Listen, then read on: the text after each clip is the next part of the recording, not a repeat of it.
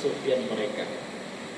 Kenapa? Kenapa mereka bisa sampai tidak berlandaskan atau berdasarkan semuanya itu terhadap amal dan ke tingkat kesufian mereka?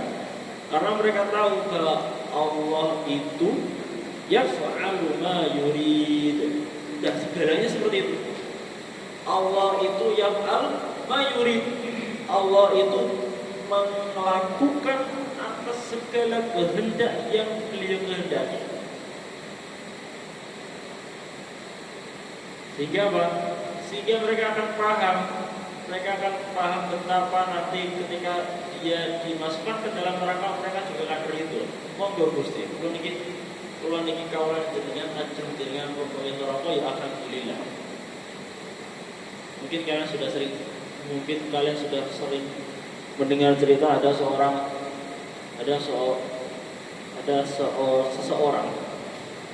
mungkin bukan wali tapi beliau itu selalu ibadah sholat, puasa tidak pernah putus.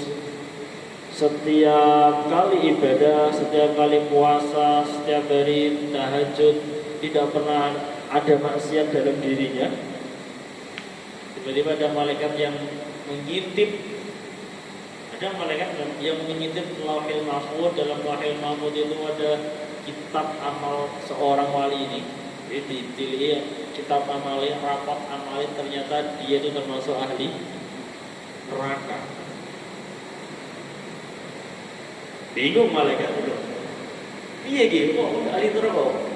Wong iki ahli sholat, ahli puasa, ahli tahajud, tapi ahli neraka. Turunlah malaikat itu ngandani karo wali mau. Ya rajul, antum min ahli nar. Alamu ki ahli neraka. Wis salat kaya ngono, puasa kaya ngono, tapi kamu tetap ahli neraka. Apa yang dikatakan orang ini? Jika Allah ridho, saya akan ridho. Jika Allah ridho, saya ridho, rela saja. Coba kalian dikit-dikit. Sholat kesel-kesel, kosong berdino, tahajud mantuk di kelangoni. Tiba-tiba ahli neraka ya sesok disko.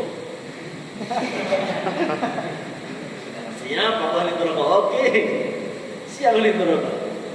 Tapi enggak, yang dikatakan adalah kalau Allah ridho, aku di neraka, aku juga ridho, aku di neraka. Wes, malaikat dia orang yang manusia kayak ini wajar. Manusia luar biasa gitu.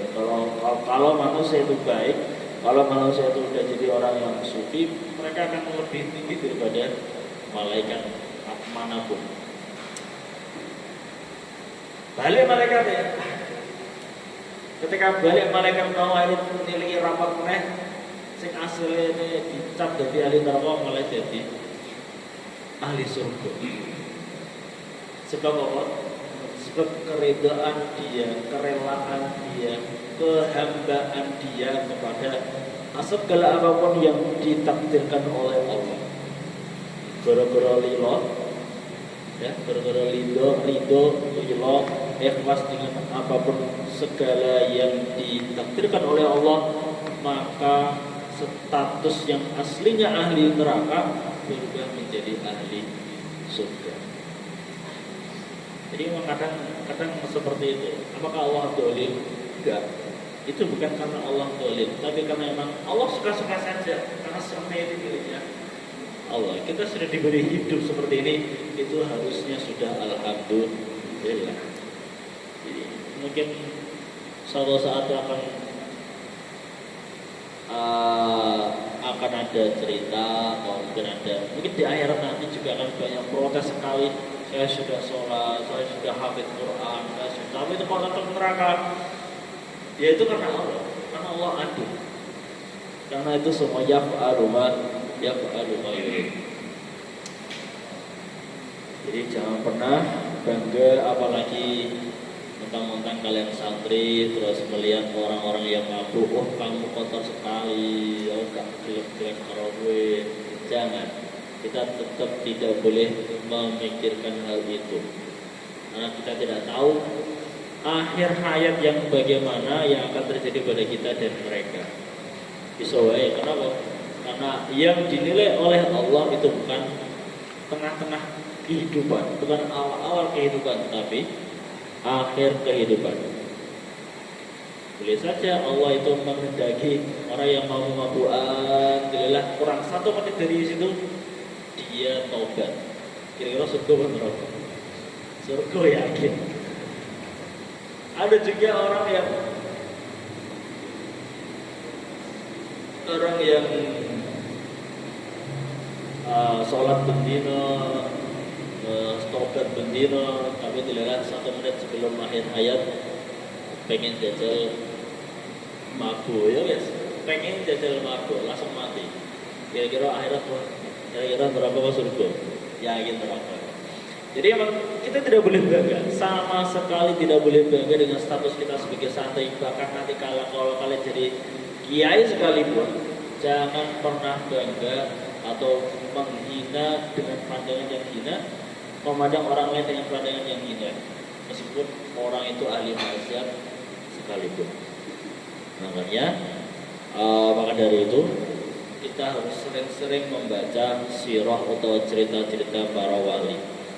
Itu luar biasa. Kita harus selalu sering-sering membaca kitab-kitab para wali, Hilyatul Auliya yang biasa dibaca Gus Bahar. Itu ceritanya luar biasa.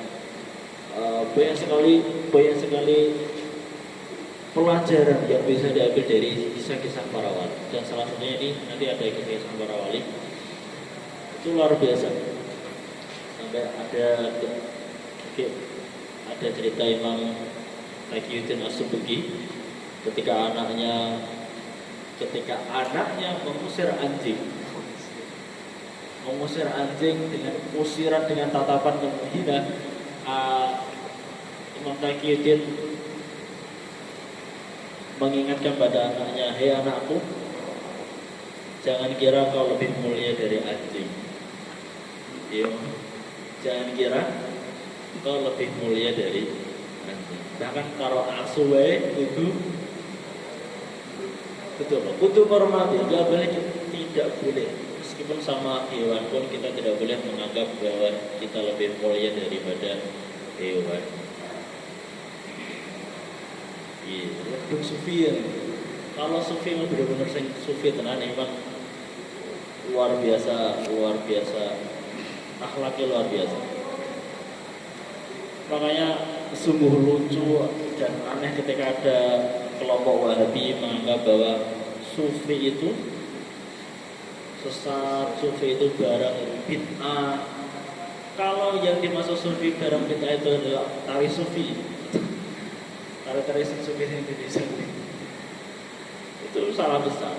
Karena kalau kita memaknai sufi adalah akhlakul karimah, memaknai sufi adalah adab yang mulia, berarti sufi dari dulu itu sudah dari dulu, bahkan sebelum kenabian, sebelum kanjeng Nabi dari Nabi itu sudah ada sufi.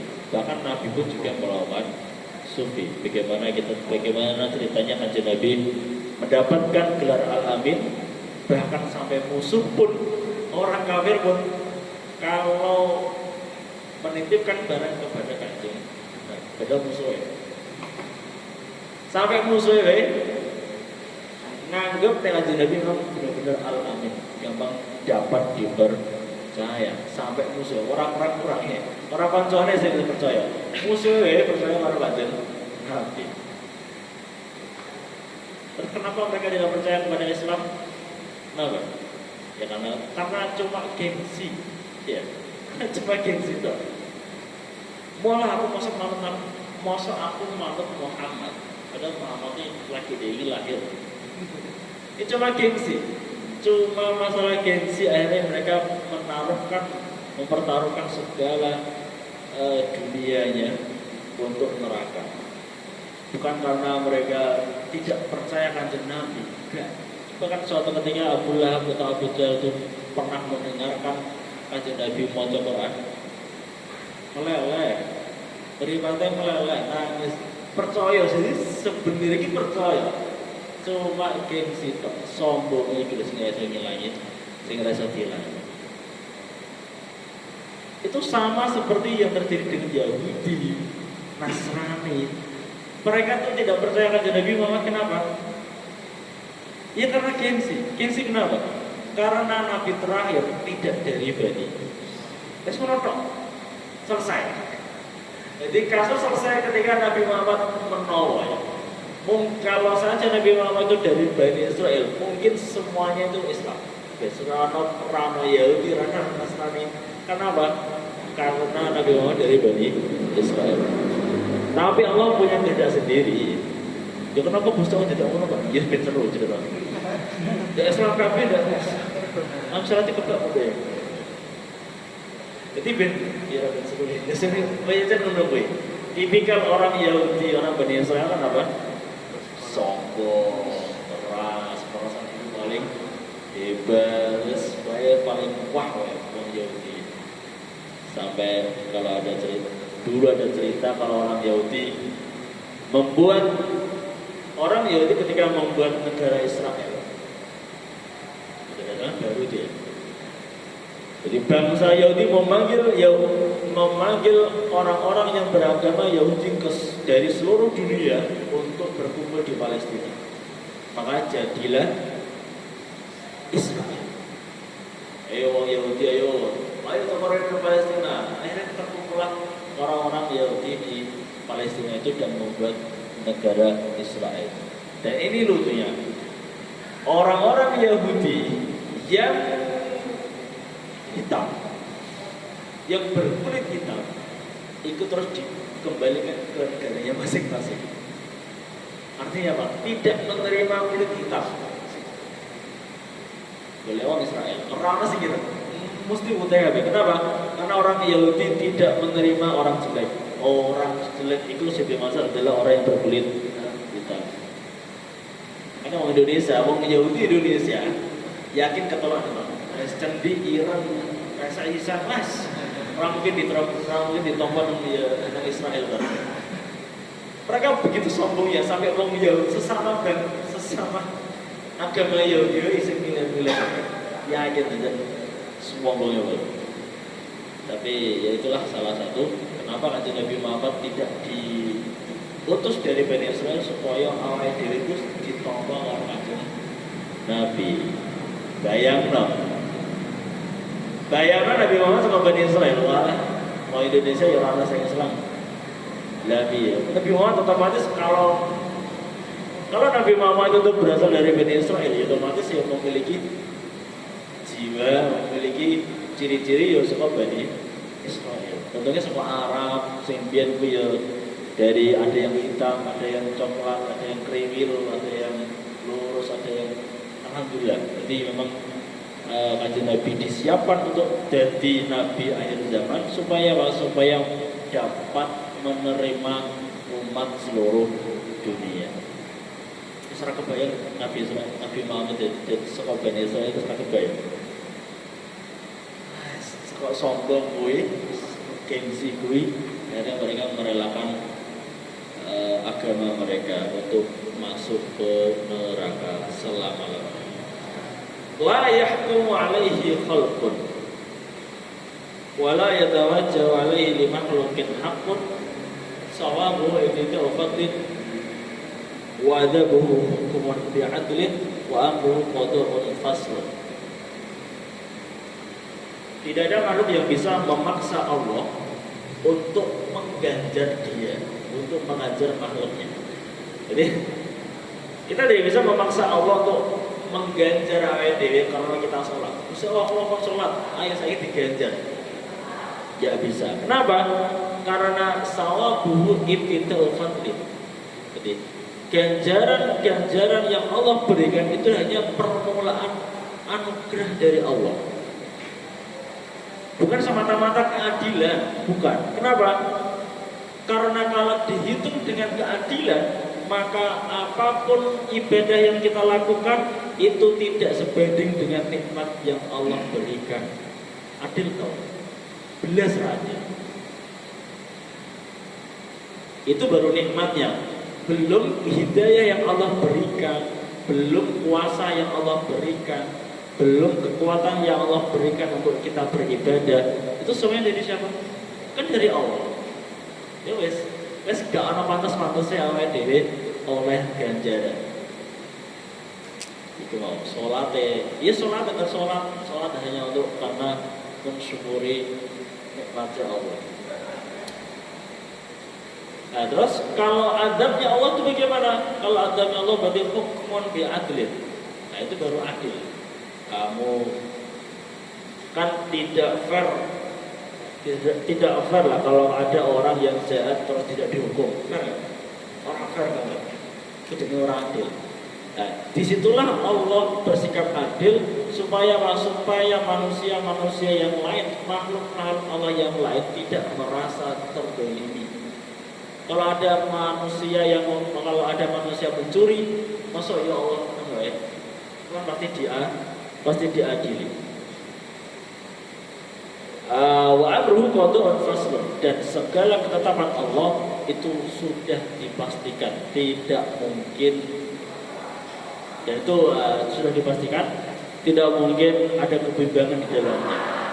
Maksudnya segala keputusan Allah itu pasti baik untuk kita, pasti baik untuk makhluk. Summa alamu rahimakumullah annal muhaqqiqina min hadhihi taifah in qarada aktsarukum wa lam yaqta fi zamanina hadha min hadhihi taifati ila atharukum. Baik. Jadi di paragraf baru ini Syekh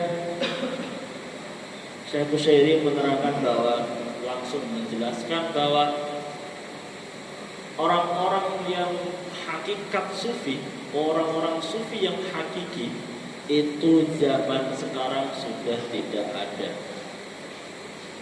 Inqarada, punah.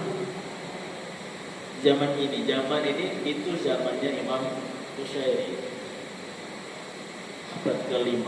Ini sudah abad ke-15. Jadi 10 abad yang lalu beliau sudah menjelaskan wes gak ono sufi zaman saiki. Zaman biyen wis ono, zaman saiki berarti ya wes. Belas. Ora ono belas banget.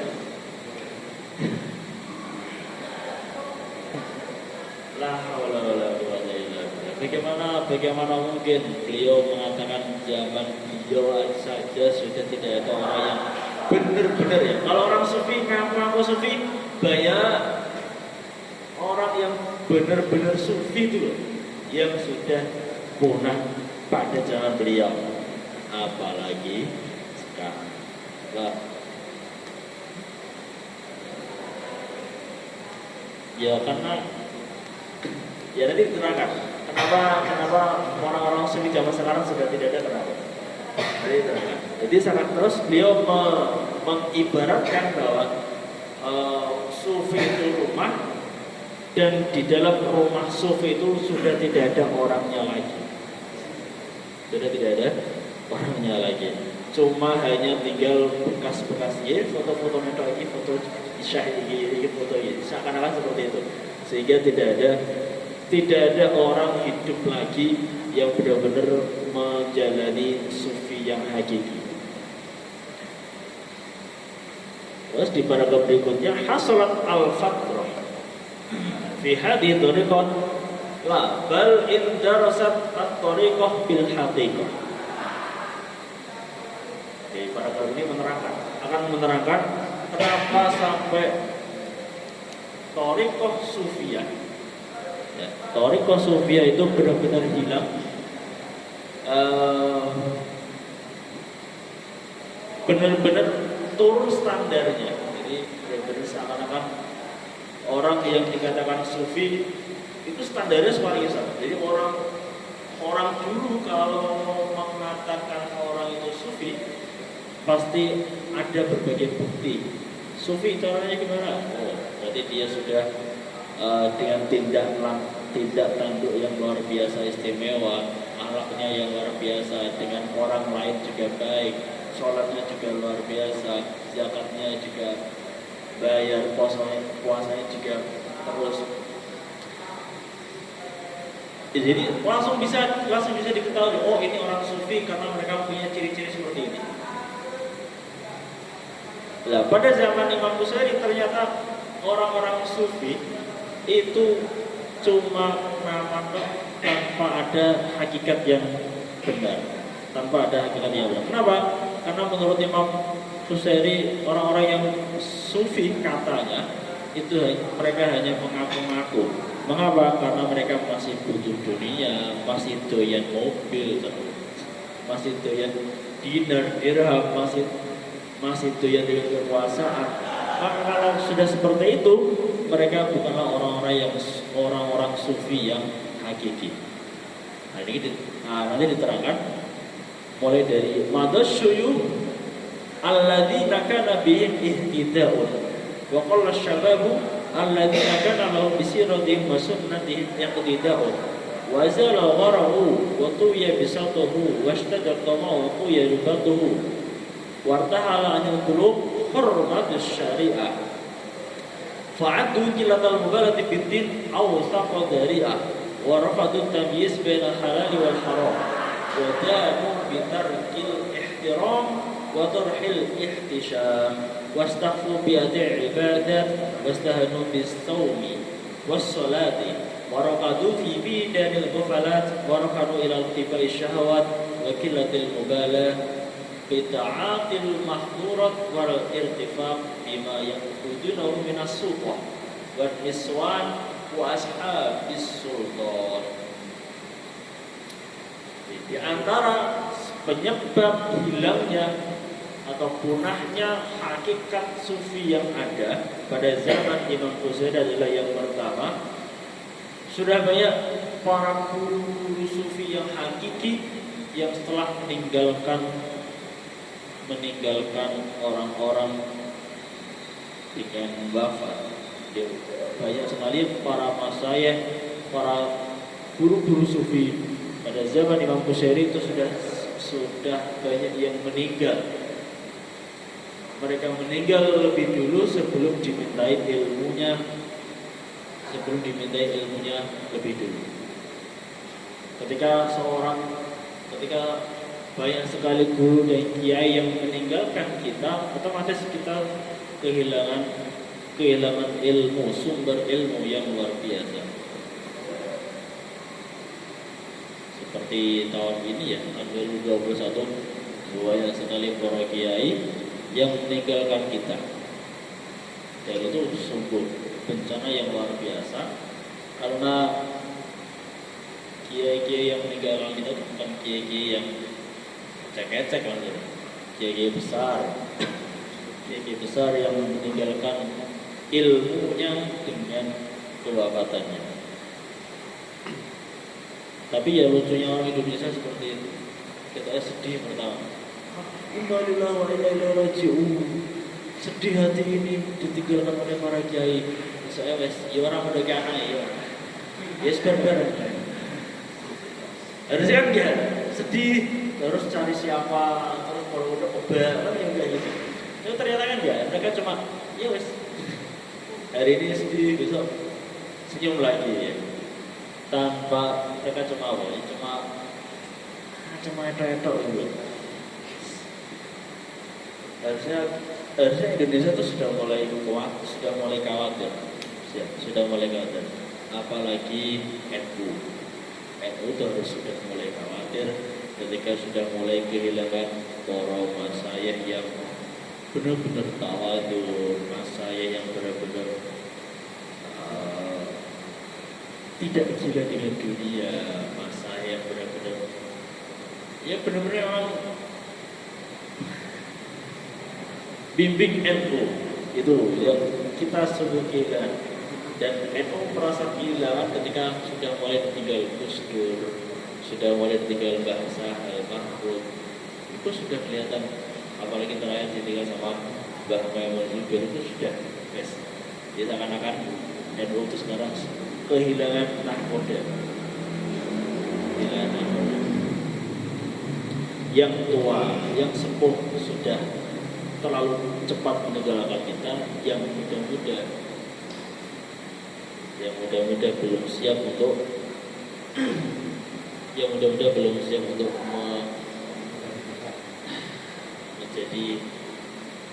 menjadi penerusnya. Ya karena yang muda-muda masih masih doyan dengan dunia. Jadi kalau kita lihat NU sekarang, ya baru mau muktamar saja itu sudah gegernya Masya Allah.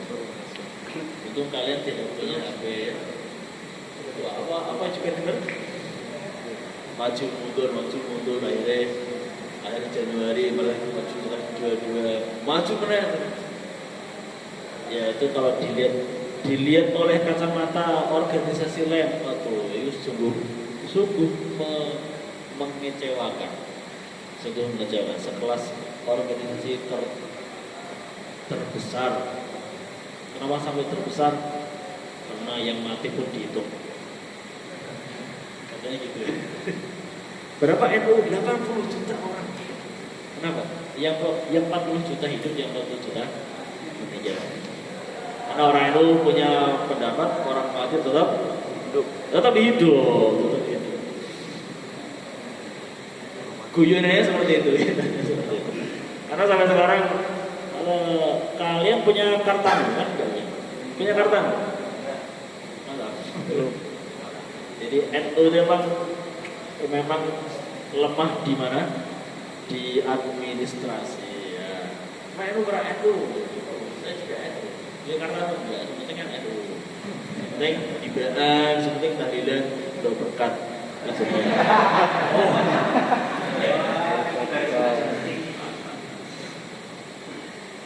Intinya adalah berkat.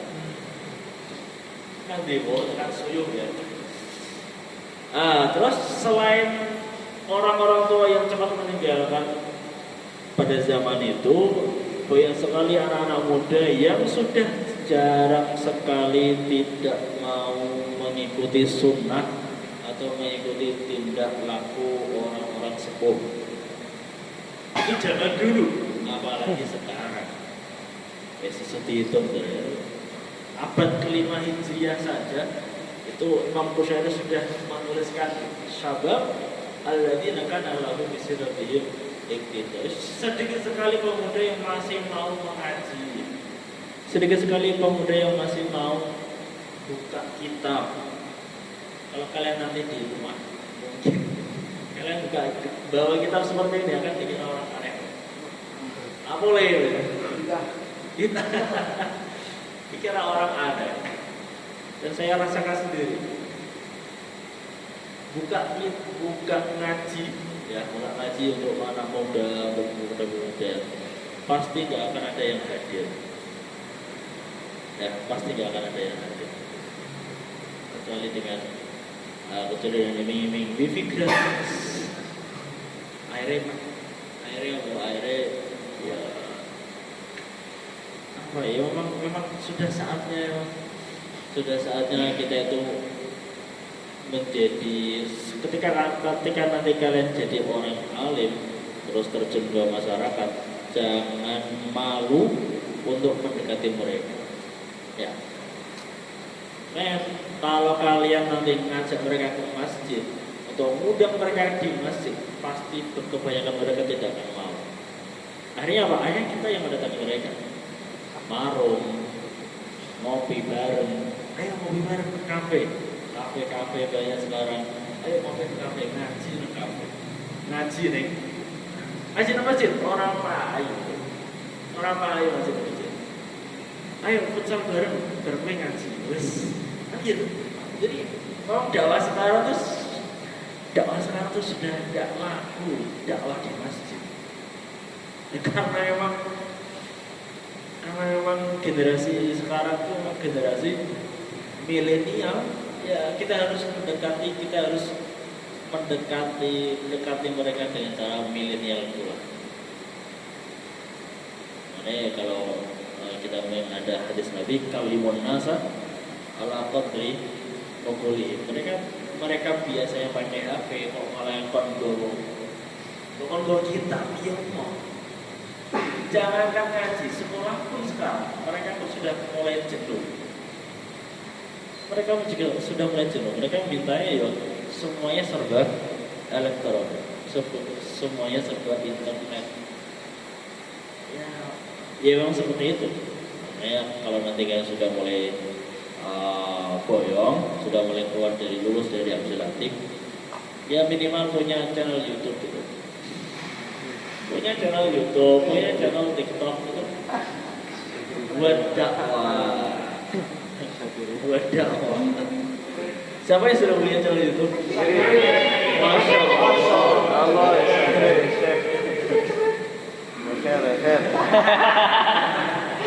Latansa subscribe.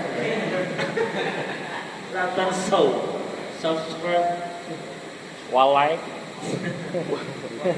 Karena itu memang lahan dakwah. Ini memang media dakwah kita memang salah satunya seperti itu. Meskipun seminggu cuma yang nonton cuma 1, 2, 3. Ya memang dari nol. Semua itu memang dari nol. Seperti Mbak Pertamina bilang. Dari nol ya Mas. Selain ada sedikitnya pemuda yang sudah mulai bosan dengan sufi, orang-orang yang sudah menjalani sufi pun itu juga terkontaminasi dengan sifat toma, pengen kekuasaan, pengen dekat dengan presiden, pengen dekat dengan orang-orang penguasa. Itu adalah penyakit-penyakit yang dapat menggugurkan kemurnian atau kehakikatan sifat sufi.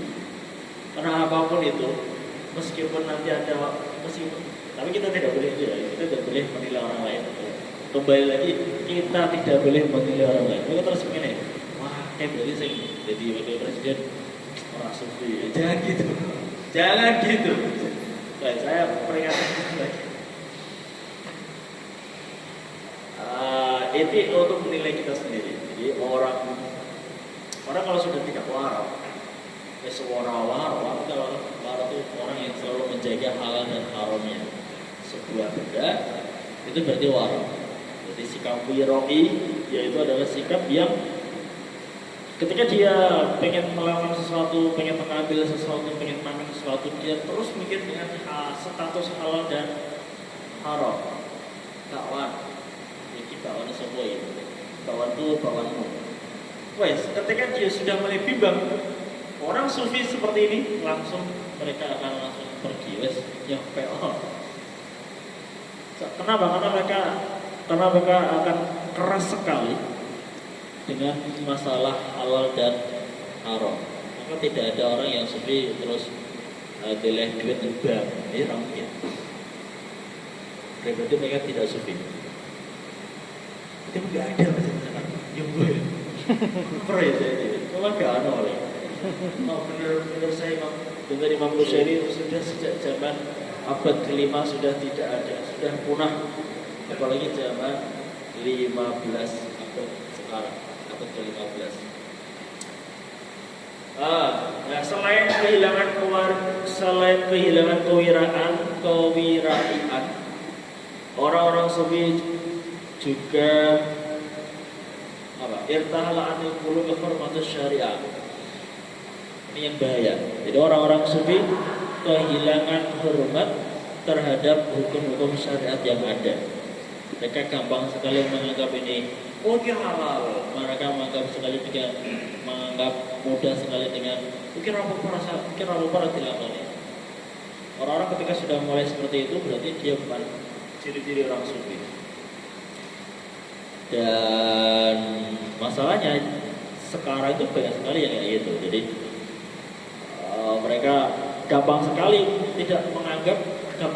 meremehkan tentang sholat, gampang sekali meremehkan tentang zakat, gampang sekali meremehkan tentang puasa.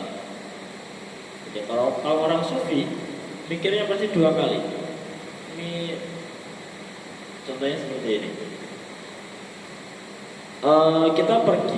Kita pergi ke Jakarta. Boleh kosor apa? Boleh kosor. Kalau orang sufi, mereka akan pilih sholat lengkap. Saking apa? Saking hormatus syariat. Saking menghormati syariat sampai tidak ingin tidak ingin dianggap sebagai bentuk meremehkan syariat. Meskipun itu boleh. Meskipun itu masih boleh. Atau contoh yang lain. Ketika kita melakukan sholat qobliyah, ba'diyah, terus ada orang ngomong, cuma sunnah. Cuma sunnah. Kalau ada orang yang seperti ini, dia raganya jadi sufi. Kenapa? Karena dia tidak karena dia sudah meremehkan syariat Islam.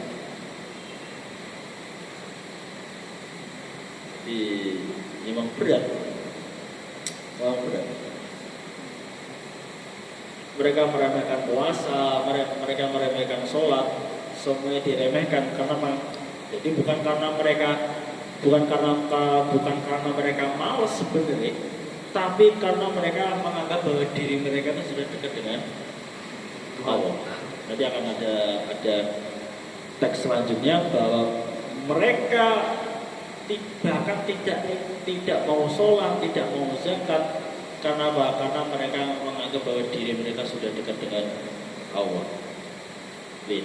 Thumma lam yardu bima ta'udu min su'i hadil af'al hatta asyara ila al-haqa'iqi wal ahwali wadda'au annahum tuhurriru min rakkil aglal wa tahaqqaqu bi haqa'iqil fisal wa annahum qa'imuna bil haqq tajri alaihim ahkamu wa hum mahwun wa laysa lillahi alaihim fima yuthirunahu aw yadarunahu utbun wala lawm wa annahum kushifu bi asraril ahadiyah wa ihtudifu anhum bil kulliyah wa zalat anhum ahkamul bashariyah wa baqau ba'da fanaihim anhum bi nawari samadiyah wal qa'ilu anhum ghayruhum idza nataqu wan na'ibu anhum siwahum fima tasarrafu bal surifu. Ya ini yang saya ceritakan tadi. Jadi orang-orang sufi sudah tidak mau melakukan sholat sunnah, sudah tidak mau melakukan puasa sunnah, bahkan puasa wajib, sholat wajib mereka tidak lakukan, hanya gara-gara mereka sudah merasa jadi orang yang paling dekat dengan Allah. Tuhuriru min rakkil aglal. Mereka merasa dibebaskan dengan segala aglal, dengan segala batasan-batasan atau beban-beban yang diwajibkan kepada orang-orang biasa. Wis parah iki sufi sing melenceng sing paling parah. Iku merasa dekat dengan Allah, akhirnya semua hukum kewajiban yang diwajibkan kepada manusia biasa mereka tidak lakukan. Kenapa? Karena mereka menganggap bahwa sholat, puasa, zakat, haji itu adalah wasilah untuk menuju Allah.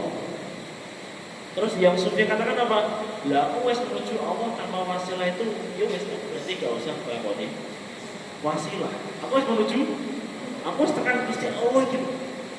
Iya, aku ya rasa melo-melo. Wis sholat, berarti Islam bisa cetek. Wes ya pasal toh, ya wes berarti Islam ini saya Islam kecil-kecil itu cantik kaya. Ada orang seperti ini ada. Oh, ya orang-orang inilah yang gampang sekali diplesetkan oleh iblis, ya gampang sekali diplesetkan oleh iblis sehingga mereka nanti akan terjerumus ke dalam api neraka, kan? Bahkan Imam Junaid ketika ditanya tentang kondisi orang-orang yang seperti ini, orang-orang yang mengaku dekat dengan Allah sehingga tidak melakukan kewajiban sholat, zakat dan lain sebagainya. Apa yang dikatakan Imam Junaid? Alladzi yasruq wa yazni khairun minhu.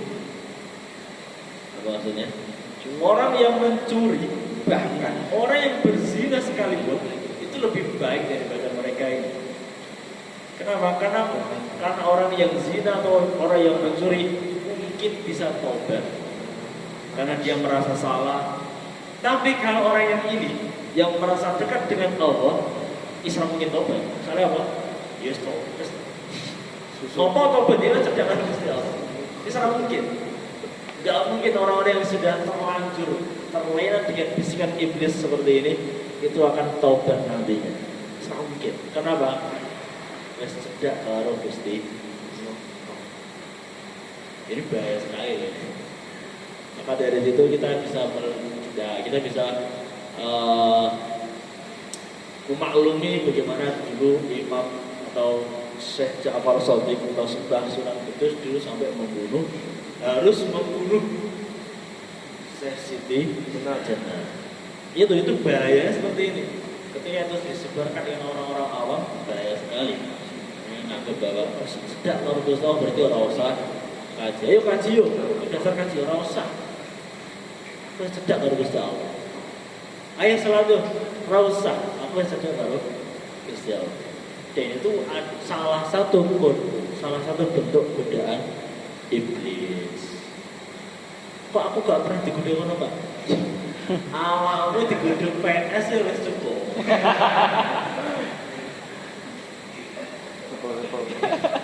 Awalnya digoda ML ya cukup. Rasa dadak dekat dengan orang besar. Ini cara setan bayi-bayi. Ternyata lagi lahir goda Allah wis cukup. Rasa setan sing tua-tua rasa.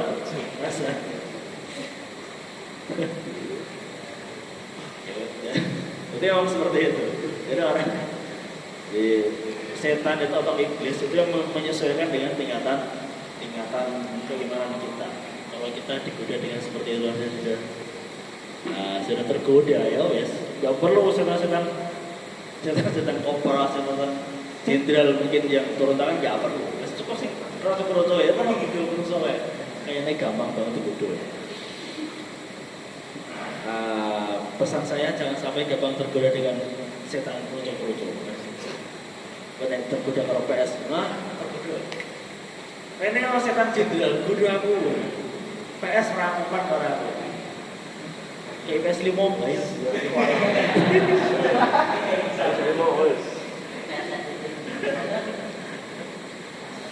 Nah itulah standar keimanan kita ya. Jadi masih gampang tergoda.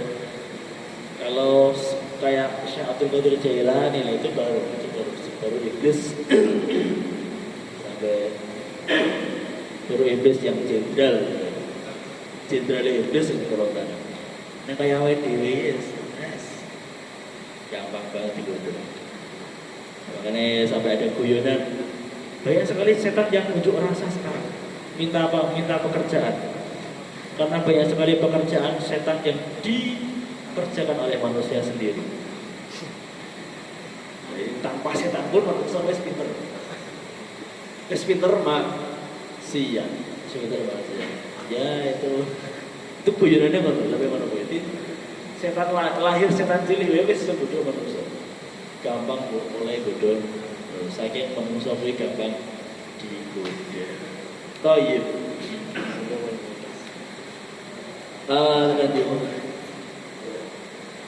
Jadi karena mereka merasa dekat dengan Allah, akhirnya mereka merasa bahwa semua beban yang diwajibkan kepada manusia biasa itu sudah tidak harus dilakukan oleh mereka, tapi semua itu adalah thariqah iblisiyah.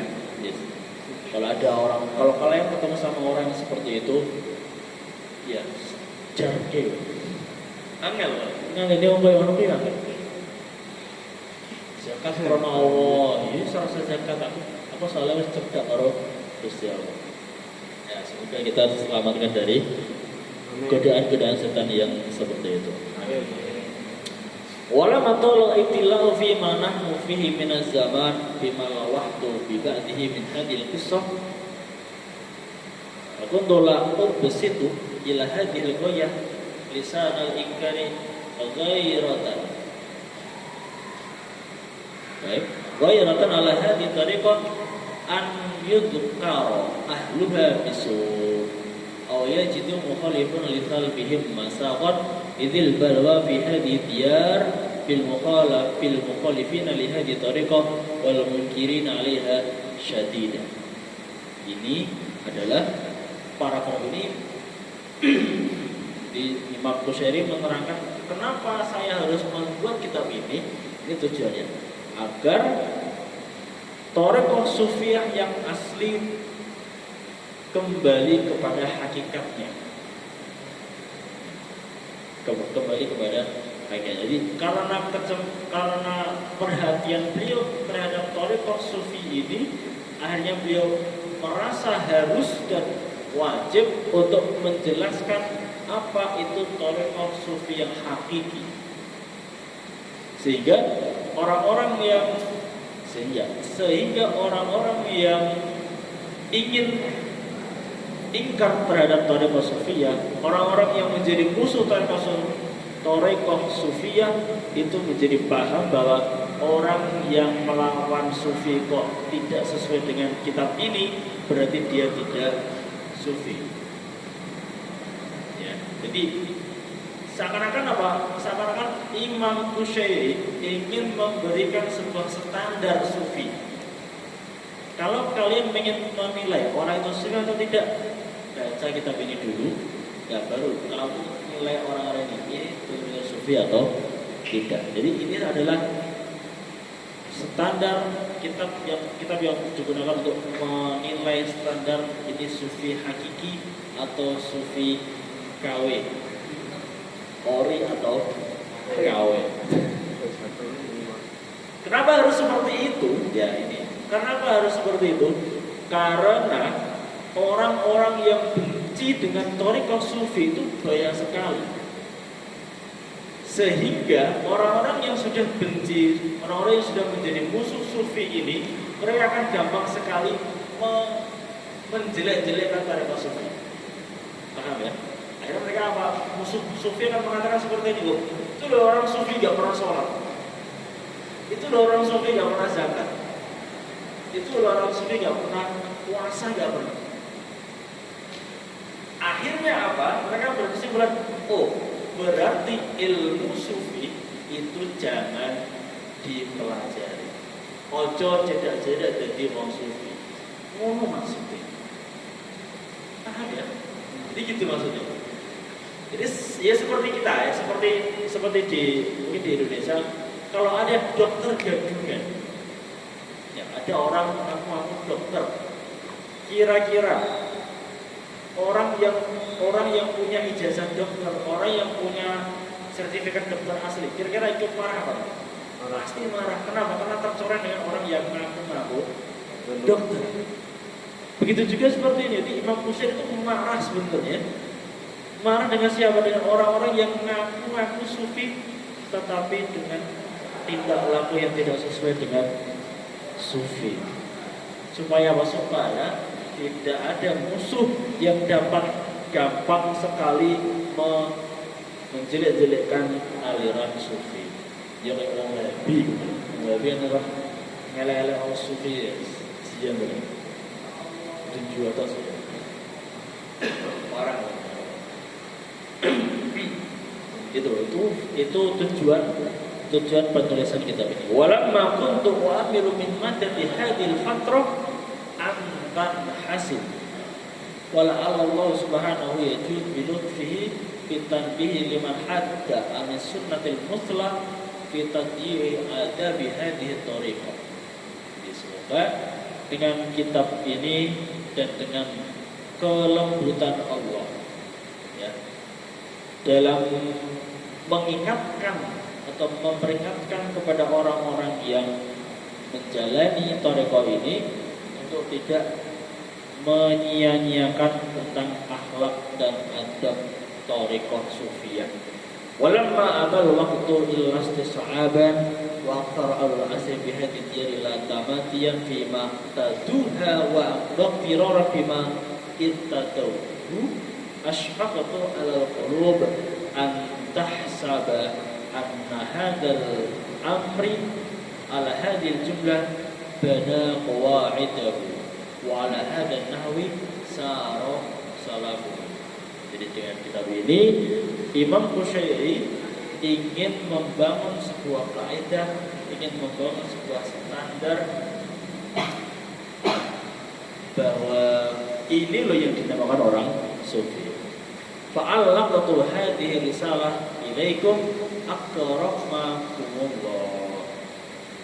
Jadi selalu saja Imam Qusyayri ketika ingin memberi sebuah petunjuk atau sebuah nasihat selalu memuji dulu tadi akramakumullah, rahimakumullah. Ini salah satu dalil atau bukti betapa Imam Qusyayri memang benar-benar orang yang sufi dengan akhlakul karimah yang luar biasa. Wa dzakartu fiha ba'da siyari suyuhi hadhihi tariqah fi adabihim wa akhlaqihim wa muamalatihim wa aqaidihim fi qulubihim. Jadi dalam kitab ini kita akan ditampilkan dengan beberapa siyar itu jamak dari sirah, kisah-kisah para masyayikh sufiyah. Kenapa harus kisah-kisah mereka? Kenapa harus cerita? Karena dengan cerita orang itu biasanya akan termotivasi. Ya, dengan cerita orang itu biasanya akan gampang sekali dapat mengambil pelajaran. Kalau orang dibedakan, beda kalau ada yang memerintah sama suruh mengambil pelajaran sendiri itu pasti beda. Dan ini adalah salah satu metode pembelajaran yang ada dalam Al-Quran. Berapa kisah yang ada dalam Al-Quran, yang sebagainya. Dan itu harusnya itu dapat menjadi pelajaran untuk kita. Kenapa? Karena zaman itu ya itu aja. Paham? Zaman dulu ada Fir'aun, zaman sekarang juga ada layaknya seperti Fir'aun. Zaman dulu ada Abu Lahab, zaman sekarang juga ada Abu Lahab. Artinya apa? Ketika kita ingin menghadapi orang-orang yang ada dalam sekarang, orang-orang yang ada di dunia sekarang, itu bisa kita pelajari di zaman dulu. Contohnya apa? Ya, contohnya corona itu. Virus corona, jadi virus yang mewabah ke seluruh dunia ini, itu sebenarnya bisa dipelajari 100 tahun dulu. Kenapa? Karena kalau menurut sejarah, jadi hampir 100 tahun itu pasti ada yang namanya wabah. Dan itu ternyata terbukti mulai dari tahun 1620, 1720, 1820, 1920 sampai 2020. Ya, ternyata kita ketemu sama 20, akhirnya ketemu sama corona itu. Entah itu dibuat atau enggak, tapi memang sebenarnya hampir setiap 100 tahun itu pasti ada. Dan kita belajar dengan cara vaksin. Dari mana kita dapat vaksin? Dapat mengambil ilmu dari vaksin dari tahun 1920 ketika itu ada virus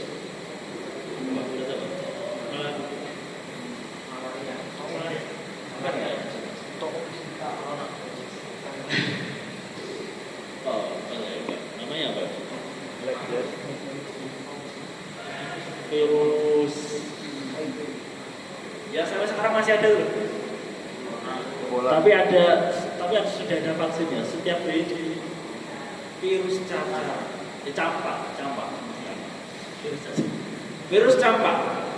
Virus campak ini orang zaman dulu itu kena campak, ya ada obatnya, ya, gak ada obatnya. Ternyata obatnya apa?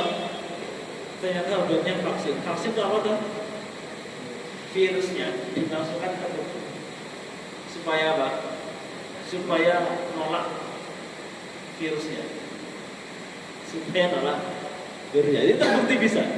Nah, akhirnya kita gunakan sampai sekarang, dan sekarang kita ada vaksin itu. Vaksin berarti isinya vaksin itu apa? Virus, tapi sudah dikendalikan. Kalian sudah vaksin? Semuanya? Loh, haram loh. Kamu ini bukan wiroi loh. Gak pantas dari ahli sufi ini. Yang masih belum kayak rezeki belum. itu orang sufi. Gak mau vaksin, gak mau, masih belum jelas halal haramnya. Ya. Itu. Jadi kalau kalian mau vaksin, berarti bukan orang sufi. Serahkan dari sufi.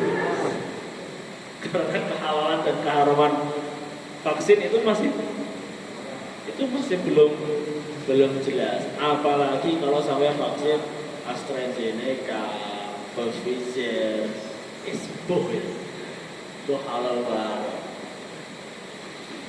Yang masih aman itu Sinovac, yang masih aman. Makanya sampai ada, kalau ada Sinovac, pilih Sinovac. Nah, karena Sinovac sama Pfizer, dia pilih Sinovac. Kalau jujur milih Pfizer, ya tuh masih. Karena Sinovac malah milih Pfizer, ya wes. Ya itu berarti kalian menjerumuskan diri ke dalam ketidakwiroian. Serah wiroi, serah atas wiroi ya sih. Berarti bebas terus gini kan. Terus ya lek mangan haram. Iya kan. Artinya bahwa ya serah wiroi berarti ya emang susah. Emang susah kalau sudah seperti itu. Nah, kembali gitu. Di kisah-kisah yang ada nanti itu semoga bisa kita ambil pelajaran sehingga dengan seperti itu kita dapat menilai diri kita sendiri. Oh, aku sudah seperti ini apa belum? Aku sudah baik apa belum? Aku sudah siap untuk menjadi sufi apa belum? Itu semuanya akan ada kisahnya sendiri-sendiri. Makanya ngaji yo sirah yakin. Ngaji yo sirah nabawiyah atau sirah para wali, Hilyatul Auliya kan apa Nasatul Majalis lah ya, atau Duratul Nasihin. Jadi kan kadang ada orang-orang yang cuma diceritain itu langsung termotivasi ya. Cuma diomongin itu cuma langsung termotivasi. Jadi ada orang-orang seperti itu. Ada orang yang yo sing ono yo nggak apa-apa ya sebenarnya. Jadi diceritakan tak eleh ngapusi ngono. Mesti seringnya nabrak kowe. Ana cuma ngono ki opo to? Ngapus ya. Iya wes. Angel aturan itu. Jadi akan kita baca kisah-kisah para sufi. Terus bukan hanya kisah mereka, bukan hanya kisah akhlak mereka, bukan hanya kisah adab dan muamalah mereka, tapi juga kisah tentang akidah mereka. Biar apa? Biar kita juga tambah mantap dalam hati untuk menjalani atau memiliki akidah seperti akidahnya para ulama sufi. Wa ma asyaru ilaihi min mawajidihim. Nanti kita akan sering bertemu dengan kisah yang jadi ulama besar tapi punya background atau punya perjalanan hidup yang berkecimpung atau bergelimang dengan dosa. Jadi banyak sekali orang-orang besar zaman dulu itu ternyata bergelimang dosa sebelumnya. Ya itu memang hidayah Allah. Kita tidak bisa memilih.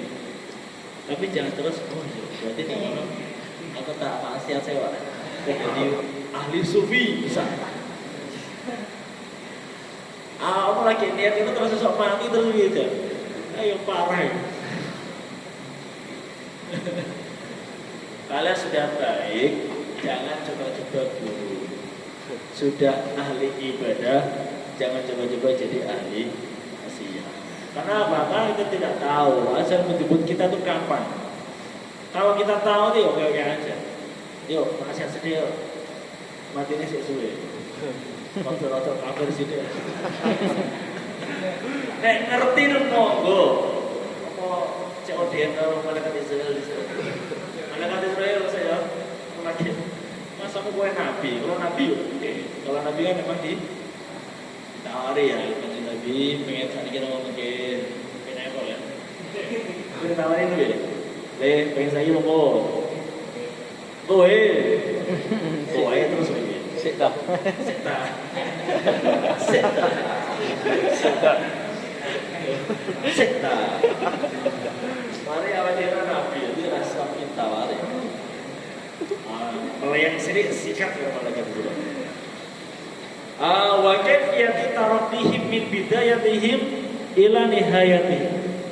Proses para sufi dari mulai nol sampai menjadi tingkat paling tinggi itu bagaimana? Itu akan kita pelajari. Ono mantan gali, ono mantan begal. Nanti kita akan cerita sini semua. Mantan pemabur luar biasa, mantan ahli maksiat sudah diwali-wali. Tapi biasanya di balik kemaksiatan yang mereka lakukan itu pasti ada satu kebaikan yang mereka lakukan.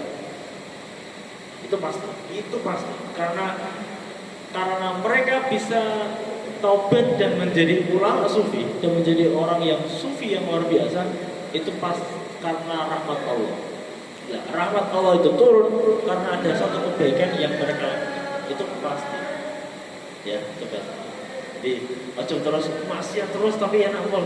Jujur jadi sufi. Ya, pasti ada satu kebaikan yang mereka lakukan.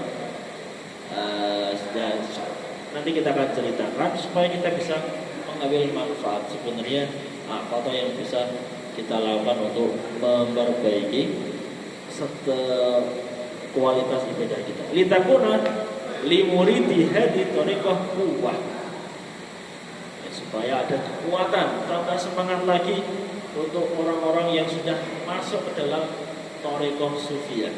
Wa minkum li bitashihiha syahadah wa li fi nasri hadi syaqwa sawwatun yakni sobar wa minal karim fadlan wa matuba wa asta'inu billah subhanahu fi ma'turuhu wa astaghfihi wa asta'asimuhu minal khata'i fihi wa astaghfiruhu wa asta'inuhu wa huwa bil fadli jadir wa ala ma yasha'u qadir.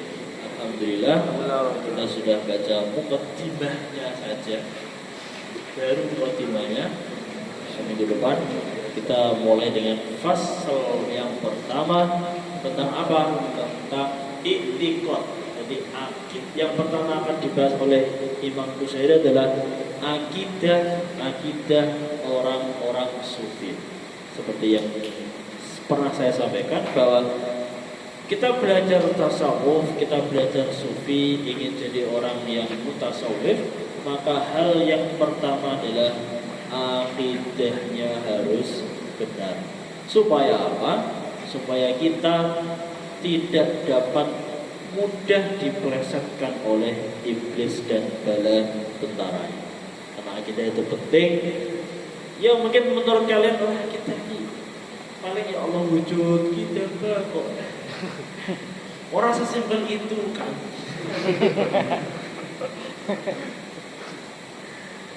Coba kalau kalian ditanya, Allah itu ada kan? Dalilnya apa?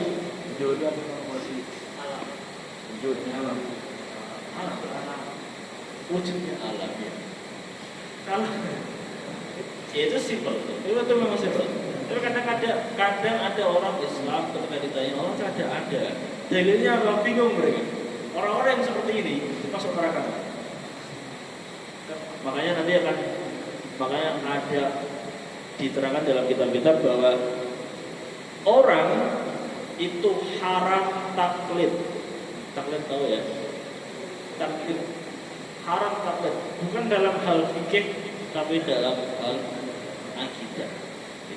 Setiap orang Islam itu harus punya dalil. Minimal dalil wujudnya Allah. Apa itu wujudnya Allah? Apa dalil wujudnya Allah? Ya adanya alam ini. Adanya saya itu berarti adanya Allah. Jadi kalau ada orang Islam tidak pernah seperti itu, tidak pernah mencoba untuk mencari adanya Allah, tidak pernah mencoba untuk mencari dalil adanya Allah, nanti akan mati dalam kafir. Zaim itu wajib. Jadi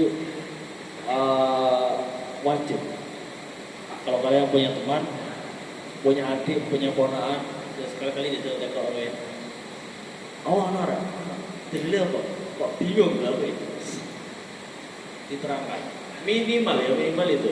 Minimal kita tahu bahwa wujudnya Allah itu dalilnya apa? Dalilnya adalah wujudnya alam. Alam itu ada karena ada yang menciptakannya. Menciptakan itu adalah Allah Subhanahu wa taala. Meskipun itu adalah dalil paling di cara ngomong catika loh. Itu dari catika, dan kita akan menambah wawasan tentang akidah di minggu depan. Sekarang kita akhiri dengan doa hitamul majlis. Bismillahirrahmanirrahim. Subhanakallahumma